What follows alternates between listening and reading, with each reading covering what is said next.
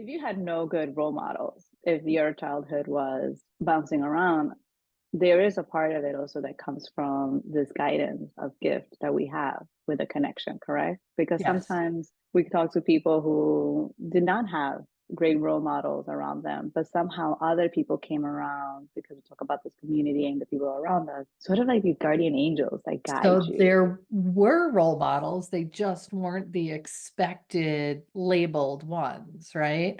And yeah, so some people who grew up in the chaos understand and crave the consistency. Others who grew up in the chaos need to replicate the chaos to feel comfort. Hey everyone, welcome back to Authentic Conversations. And if this is your first time joining us, welcome. Susan and I gather here, at least we try once a week, to get together and have conversations of life, journal, the energy that's happening around us, and just discovering about how do we align ourselves and find our authentic self. So, Susan, today I have a question for you. Okay. For the new energy and everyone looking back at the year, and a lot of people, I'm sure, just like myself, are kind of looking at 2024. We talked about this last episode, the year, the number eight. And of course, you're going to ramp up with, where am I? What am I doing? Am I happy? We're doing a little bit of the rear view mirror, I'm sure. And just like we always talk about, driving, we're focused, looking out. You have to trust the road. And yes, you look on the side mirrors and then you look a little bit in the back.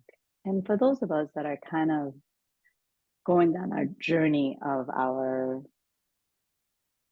life path of transitioning, if you are in a great career that you're happy, that's great. Maybe you're thinking about your relationship.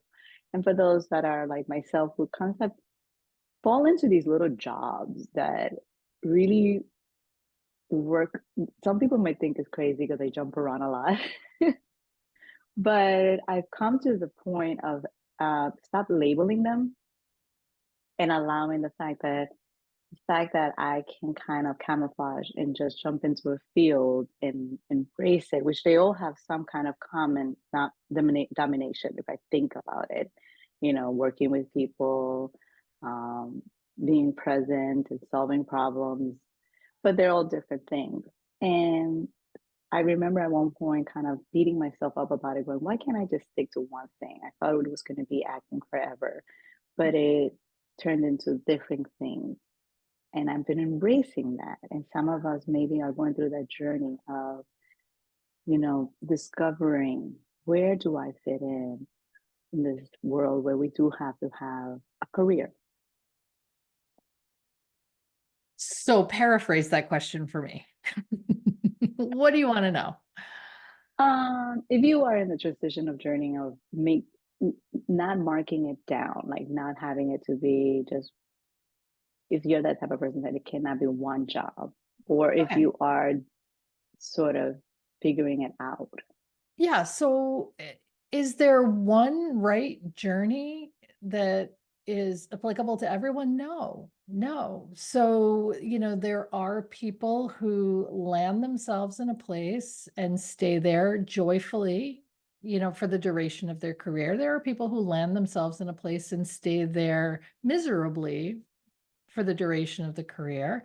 And there are people that move around. And I think that what is right for you? If you're seeking something and you're gaining experiences, and like you said, there's a similarity or a common thread that runs through them.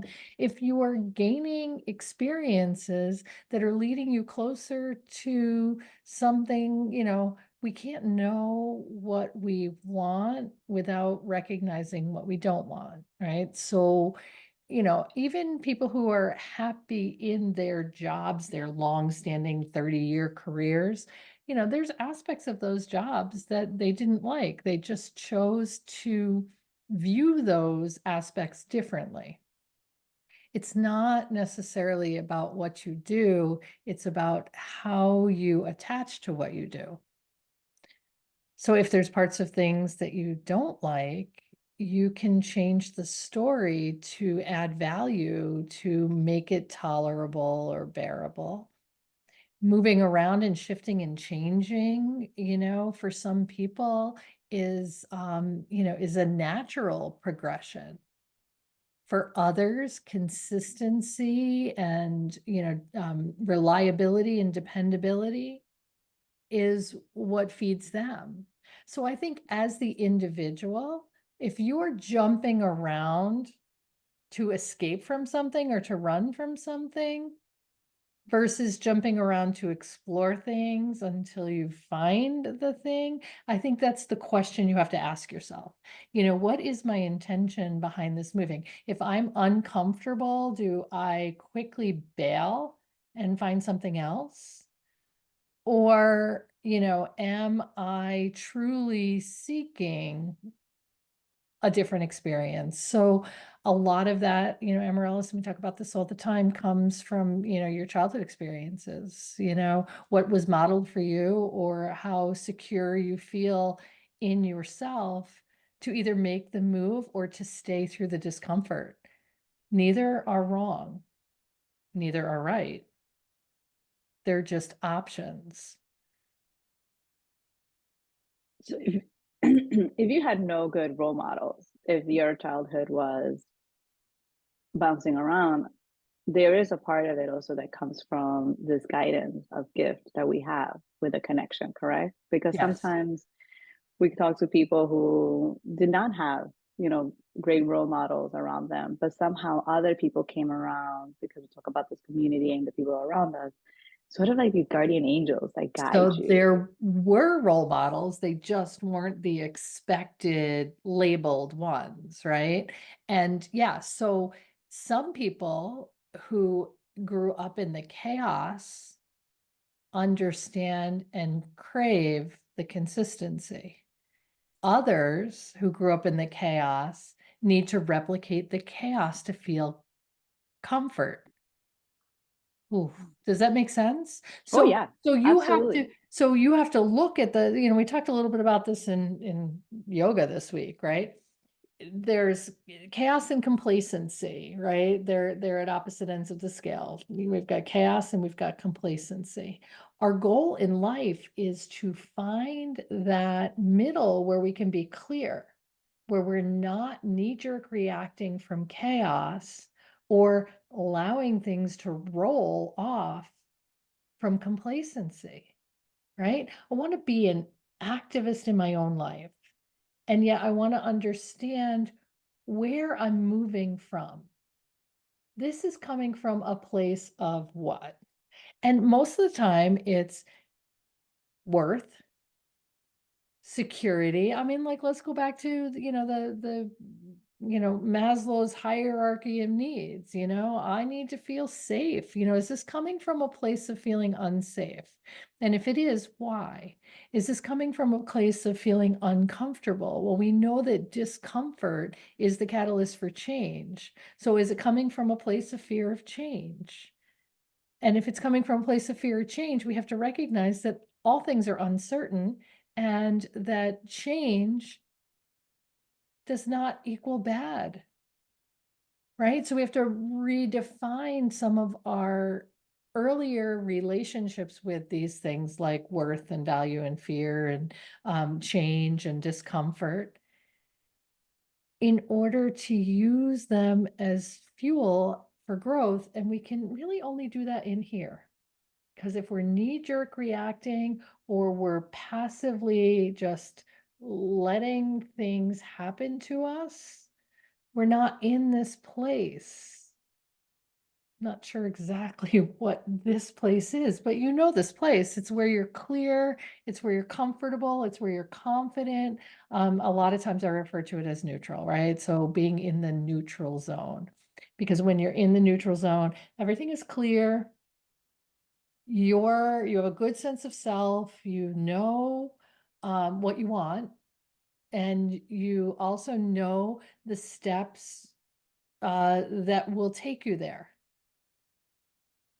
but we've got to get out of fear and chaos, and we've got to get out of complacency and doormatting, pleasing others, that complacency kind of thing where I'll do for others, but I won't do for me.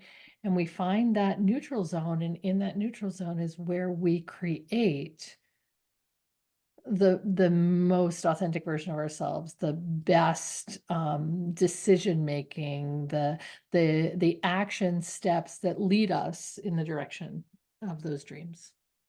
I love it. I love it. I think that, and of course, my throat chakra gets all You are excited like, because, what is going on? well, I'm um, flush from all this energy and you can't talk. We're good today. We're good today. we're great. I and this can fall in any category, whether you're in a not happy relationship. This is not only just career, this is life. And I'm just reading this book that I picked up the other day at my office by picking, I'm just picking through it, and it's about worrying. And it's the same thing. It's like when you're worrying, you're not thinking. So, how do you eat a whale? It's one bite at a time. You know, stepping back and saying, what could be the worst thing that can happen if I leave, if I quit this job? Okay, so then I need to hang on until I can do this and this. And then when you stop and come into the saying, it's a new day, let me be grateful, let me look around. And of course, all of us who are doing all of this, looking for this questions, we're being bombarded with manifestation. This is how you manifest. This is how you do this. And then they're telling you that, hey, it will all come back once you first clear and be centered and aligned with yourself. You've got to set the foundation first. You've got to set the foundation to trust yourself, to trust your path, to trust your journey, to trust your decision making, to trust the internal knowing, gnawing, nagging, that Mhm. piece. And once you set the foundation, right, it's not easy to take the action steps, but it's necessary, and it becomes more important than not. So you talk about worry. I could worry about worst case scenario, WCS, worst case scenario. What's the worst case scenario? I don't want to WCS myself to death. I want BPOs, best possible outcomes. What will be the best possible outcome of me moving in this direction? What do I have to gain by following my instincts, inner knowing, inner longing, yearning, desire? The best possible outcome is it's all working out. Well, guess what? Either way, it's all working out. It's the attachment to outcomes. I want it to work out like this. And if it doesn't work out like this, I'm going to label it the F word.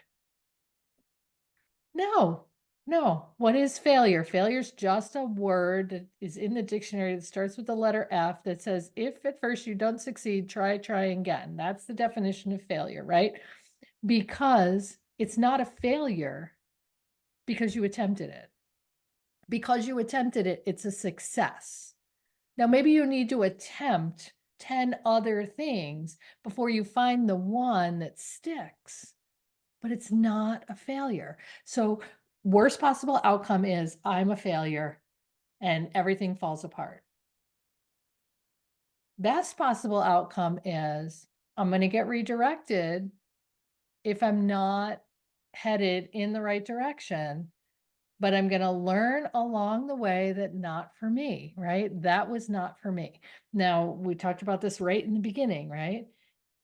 It's not for you. If it's not for you, it's okay. It doesn't make it a failure. We have to stop outcome based, you know, expectations. We have to stop setting ourselves up for that. Tell my teams all the time, Amaryllis, you know what? You can't control how the other team shows up. You can only control how you show up. So you go out there and you play your best. And if you're playing your best, that gives you the best possibility of winning. Now, you can't control what the other team's best is, right? So you can't control the outcome of the game. You can only control the input. The output will be determined by each team's input. You got to make the decision to do your best, to move in the direction that feels best for you, and be okay with wherever that directs you. You know, So what happens when you're labeling it? Like we were just discussing this at the beginning, where we just get so hung up on the label. I am this. This is my career. I am that. I mean, for me, the beautiful journey of being an actress literally allowed me to feel that we are all playing roles in this life. So mhm, I literally can go to a job and play the role of whatever you give me because there's yeah, always a script. There's right, always steps. There's always the boundaries. This is what you have to do. You clock in, you clock out. These are the expectations to the role. And then whatever you bring to it is the beauty that no one else can replicate. right, right. It's your unique input. So, what can you control? You can't control the outcome. Just said it. Five guys go on a court. They're playing against five other guys on a court with subs. You get it. But, you know, Mm-hmm. these guys are doing their best. And sometimes your best is enough. And other times your best falls short because someone else's best was better. That does not make you a failure. That does not define all of the hard work and all of the input that you put in, because next time around, your best might be better than the other best. I can't control the other factors. I can only control my input. So your input is your uniqueness. It's your gift. It's your ability to navigate and negotiate. But a lot of times we don't even get to the input stage because of Fear. worst case scenarios, WCS, WTF, WCS. Why do I need to think the worst case scenario and paralyze myself and never try? Because if I never try, I'll never know. And if I find out it's not for me, then it's a win. Absolutely. Because then you're going to be doing the whole rear view mirror what ifs, what ifs. What if I did it? It's Shoulda, been, and coulda, time will woulda. go. Time is going to go. It takes Time 10 passes years to make anyway. a move. It's okay. Tick, It was tick, not your tick, time. tick. Yep, time passes anyway. Time will pass, guys, and that is part of being human. We get stuck into this, well, I'm too old, or I'm this age, or I'm this. I thought about it for 5 years and I've never done it. Hey, it wasn't your time. How about now? There is only now. So how about now? Why not now? Hey, I have an idea. Start now. That's it, guys.